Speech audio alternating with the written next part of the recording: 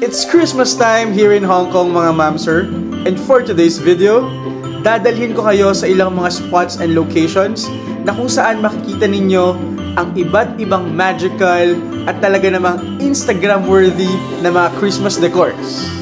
Kaya naman kung gusto nyong malaman kung saan at paano puntahan ang mga spots na to, stick around lang mga mamsir. Let's go! And for our first stop, we're here sa Landmark Mall kung saan makita ang Mount Santa Claus.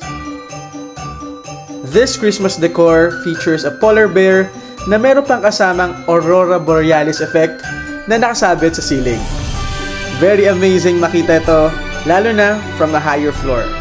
Para ka talagang nasa ski mountain dahil aside dun sa polar bear, meron din silang ski lift at itong chalet na nakadagdag dun sa ski vibe nitong Christmas decor na to.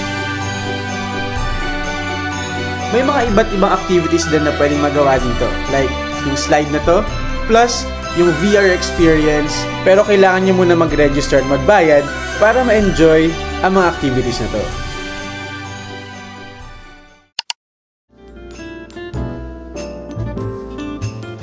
And for our next stop, nandito tayo ngayon sa Victoria Harbour kung saan makikita ang K11 Mezia, featuring the shiny, shimmering, splendid Christmas decors by Dior.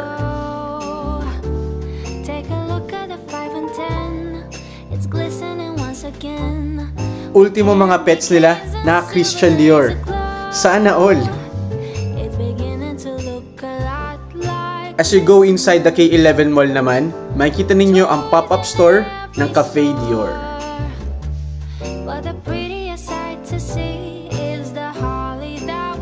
And from Dior, Chanel naman na makikita sa The Peninsula. Usually, luxury brands talaga ang nag-sponsor ng mga Christmas decorations around Hong Kong.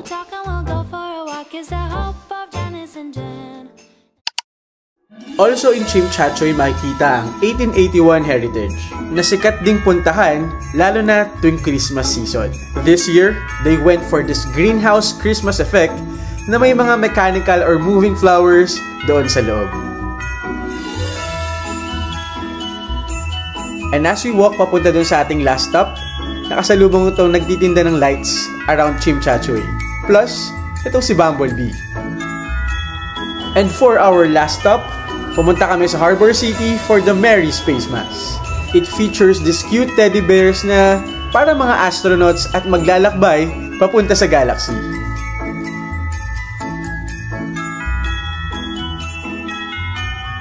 But inside the Harbour City Mall, marami pa mga Christmas decors tulad nitong Gingerbread Man from Jo Malone. At kung big fan ka ni Astro Boy, nandito rin siya sa Harbour City. May mga iba't ibang parts dito sa mall na kung saan makikita ang ilang exhibits featuring Astro Boy and Astro Girl na rin.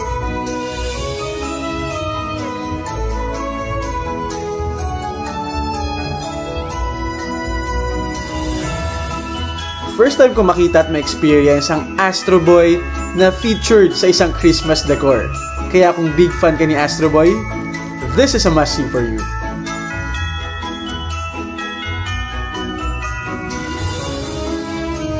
Atop the Ocean Terminal Car Park, makikita naman itong Christmas tree featuring Wish, ang bagong movie from Disney.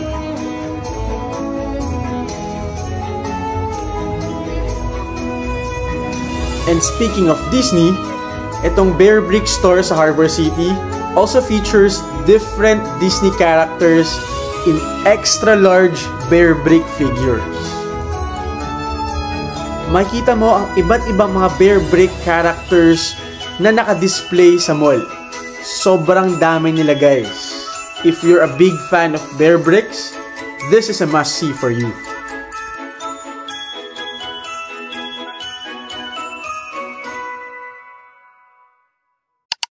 Sobrang nakakagutom maglibot-libot dito, kaya nag-dinner muna kami sa Ruby Tuesday.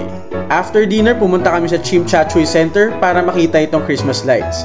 Pero saktong-saktong magko-close na pala ito dahil 11 PM, lights out na. And one more tip para ma-experience fully ang Christmas dito sa Hong Kong, check out nyo tong roasted chestnuts na makikita nyo na binibenta around Hong Kong. Malayo pa lang, amoy na amoy nyo na to, kaya hindi nyo to pwedeng ma-miss out. Once na amoy at nakita nyo na talaga to, lalo na kung taga rito kayo, alam nyo na at feel nyo na ang Christmas at winter vibe dito sa Hong Kong. It is one of the most iconic traditions dito sa Hong Kong, ang pagbebenta ng roasted chestnuts at roasted sweet potatoes din. At yun nga guys, ang Christmas dito sa Hong Kong. Sana nakatulong to para madagdagan ng itinerary ninyo. Pero for me, iba pa rin talaga ang Paskong Pilipino o Paskong Pinoy. Lalo na kapag kasama mo ang buong pamilya. Pinangarap nyo rin ba noon na makapag-Christmas sa Baguio kasama ang pamilya ninyo? Yun talaga yung mga nakakamiss na moments. Yung kasama mo yung family mo, tapos mag-spend kayo ng Christmas together.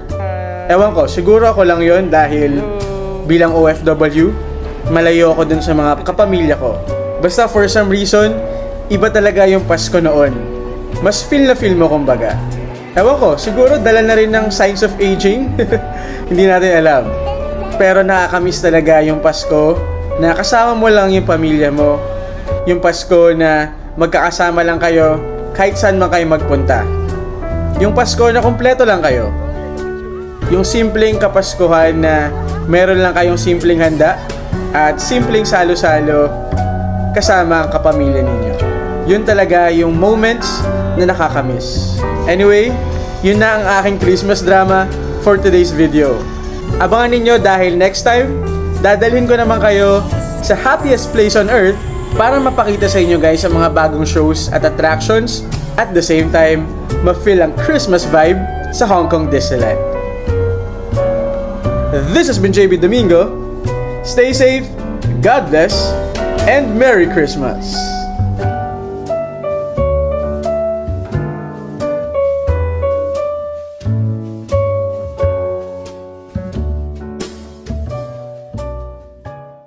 Ang nagsidiling kong ilaw na iba, hindi ikaw. Salamat sa iwanag mo.